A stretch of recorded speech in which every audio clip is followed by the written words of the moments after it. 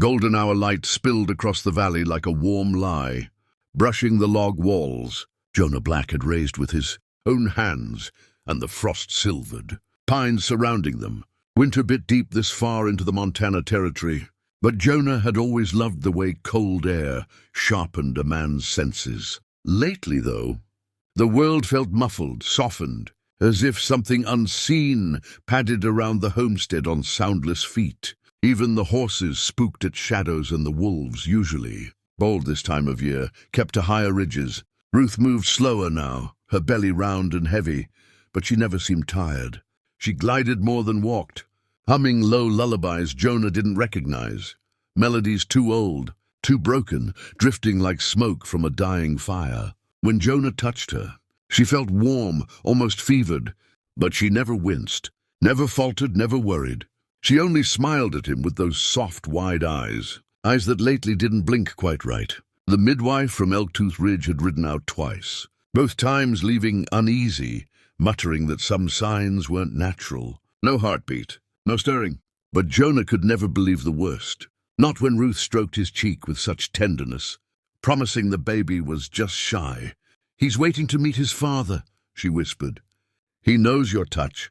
Yet each night, Jonah dreamt of the Blackfoot shaman who'd come to his door 3 months earlier. Snow clinging to his buckskins, breath pluming like smoke from a burning world. The old man had stared at Ruth with hollow sorrow, murmuring words Jonah didn't understand. When Jonah demanded an explanation, the shaman told him the tale, a Wendigo that had taken Jonah's first wife's form after her death, luring him into the pines with her voice, hungering for a living host. Jonah had fought it off, wounded it, left it howling in the dark. But the shaman insisted such creatures do not die. Only molt, change, borrow new skins. And now it had found him again, found the woman he loved, found a womb. Jonah had shoved the shaman out then, furious, terrified.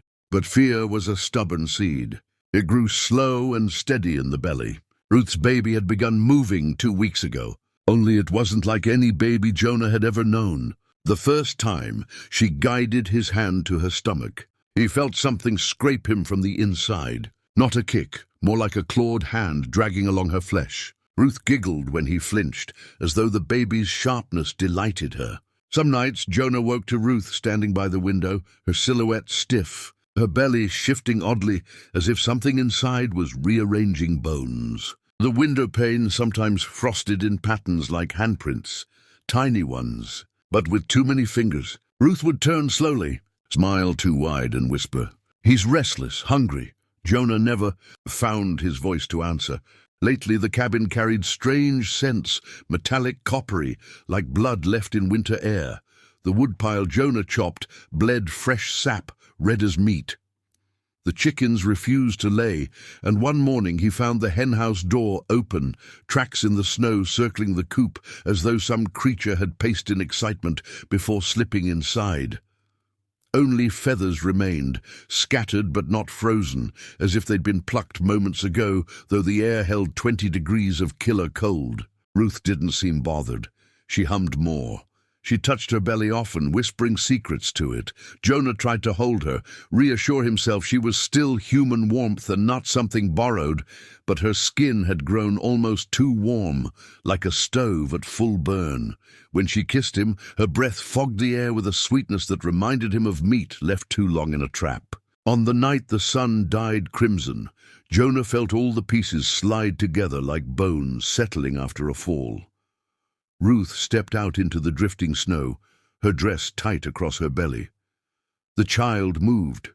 Jonah saw it, saw the fabric stretch, saw something sharp press outward as though trying to cut its way free. Ruth didn't flinch. She laughed softly, the sound flat and hollow. Jonah told her to come back inside, voice cracking, but she only tilted her head and breathed deep, as if smelling something rich. Her eyes darkened, pupils swallowing all color, spreading black as pitch. She whispered that it was time, that their son needed to feed. Then her teeth lengthened, each one a pale, curved blade, catching the last scraps of dying light. Jonah staggered backward, heart pounding, but he could not run from her or from what he had ignored. She took a step toward him, and the snow hissed beneath her feet as if something hot touched it. The baby pushed again, harder this time, and he swore he heard a faint, wet cry inside her. His hands shook, the world spun, and then the log he carried slipped free, striking the ground with a sickening newborn-like thud that echoed across the valley like a promise of blood.